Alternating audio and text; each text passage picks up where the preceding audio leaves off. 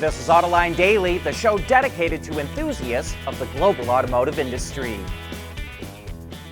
Nissan has a new CEO. The company announced that its current chief planning officer, 46-year-old Ivan Espinosa, will take over from Makoto Uchida on April 1st. Uchida will remain on the board at least until the company's shareholder meeting in June. According to reports, only internal candidates were seriously considered for the CEO position, and Espinosa has been with Nissan since 2003, the same year Uchida joined the company. Espinosa is also a Mexican national who spent time in that market as well as Southeast Asia. In 2010, he moved into global product planning and then started leading that entire division last year. But he's taking over as CEO at a time when the company is losing money, sales are falling, its stock price is down, and it recently broke off merger talks with Honda. Apparently, the board was split on whether to let Espinosa take over right away or keep Uchida on until things smoothed over. Even Nissan's chairperson said it will, quote, be a very challenging start for Ivan. But this wasn't the only executive shakeup at Nissan. It's also getting new heads of its technology and manufacturing divisions, as well as customer experience. Chinese automaker XPeng could invest a boatload of money into humanoid robots. The company's CEO said it could shell out another $13.8 billion into the tech. XPeng has been working on robots for the last 5 years, and in November unveiled its first humanoid called Iron. You know, like Iron Man. Most major automakers are involved in some sort of project with humanoid robots, and Elon Musk thinks they'll be the reason Tesla's worth $25 trillion someday. But Tesla's stock continued its slide yesterday, seeing its biggest drop in 4 years. It fell 15% after UBS Group cut the company's sales forecast for the first quarter and the full year. UBS expects Tesla to sell 367,000 vehicles in the first quarter, 16% below its original estimate. UBS also no longer expects Tesla's sales to increase for the full year and is forecasting a 5% drop. Tesla's market cap peaked at $1.5 trillion in December, but it has since declined by $700 billion. In an effort to turn around McLaren, Abu Dhabi's CYVN Holdings, which took control of the automaker in December, is planning to merge McLaren with its UK-based EV startup 47 Holdings. Bloomberg reports that an official announcement is expected in the coming weeks. Former Jaguar Land Rover executive Nick Collins is expected to lead the group, while current McLaren CEO Michael Laters will remain head of the car company. Part of the turnaround plan includes adding SUVs to its lineup, which McLaren has resisted for years. But little is known about the company it's merging with. 47 hasn't revealed any plans for models or when it will start selling them. But last year it signed a technology deal with Chinese automaker NIO, and CYVN is also an investor in NIO. There's nothing wrong with heavy metal. Hey, lighten up. But with world-class composite material, Teijin Automotive Technologies makes vehicles lighter, safer, and more eco-friendly. As we reported yesterday, Ford is pouring $4.8 billion into its German operations to help turn it around. But union leaders are still concerned Ford's European operations could go bankrupt. The funding agreement replaces a policy that had been in place since 2006, which said Ford would cover any losses at its German subsidiary. But by doing this, Ford's European operations no longer have insolvency protection, which the union says puts it at higher risk for bankruptcy.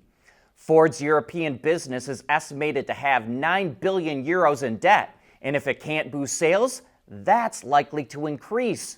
Ford's market share in Europe was 3.3% last year, down from 4% in 2023. To help cut costs, Ford eliminated 4,000 jobs last year, in addition to 3,800 cuts in 2023. A study from Yale University found that on a global basis, Cars shed 6 million pounds of rubber every year. So Bridgestone, a sponsor of Autoline, developed a new process to study the environmental impact of its tires. It calls the rubber particles that get worn off of tires when they're driven on the road tire and road wear particles, or TRWP. To find out how they're created, Bridgestone covered the wheel wells of what looks like a Nissan Leaf to prevent the particles from scattering everywhere, and then collected them with a suction hose. By using an electric vehicle with autonomous driving and regenerative braking, Bridgestone says it can collect the TRWP without the influence of exhaust emissions or brake dust. It can then study the physical and chemical characteristics of the particles to learn about their environmental impact. BMW claims it's the first automaker to launch a new zonal architecture for any type of vehicle or any type of powertrain. A few weeks ago, we reported on a new control unit the automaker developed to manage the high-voltage battery system on its all-new EVs that start launching later this year. It calls the unit Energy Master. But it's not just for EVs, and it's actually one of 4 new computers, or what BMW calls super brains, which have more than 20 times the computing power compared to its current system. As we said, it's using a setup called a zonal architecture, which divides the wiring into different zones. In this case, a front, middle, roof, and rear zone. These super brains are centrally located and control all the main functions of the vehicle, including infotainment, automated driving, driving dynamics, and HVAC controls by managing smaller control units in each zone. And here's the big advantage. BMW says it took out 600 meters, or nearly 2,000 feet of wiring from its system, which cut the weight of its harness by 30%. Last week, Volkswagen revealed the ID Everyone concept, a low-cost electric car. Reports said the production version might be built in Germany, but the head of the VW brand, Thomas Schaefer, says it will make the ID.1 in Portugal, where it currently builds the T-Roc crossover. VW picked Portugal because it has low labor and energy costs. VW also said that it's considering using Chinese suppliers to help lower costs as well. Production of the ID.1 starts in 2027, and the model will have a starting price around €20,000. But that brings us to the end of today's show. Thanks for tuning in.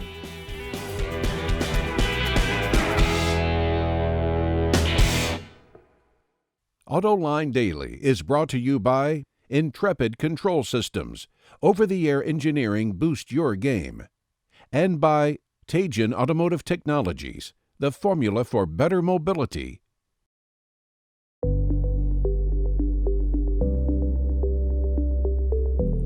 Developing today's vehicles. Issues can happen in an instant. When's the best time to solve a problem?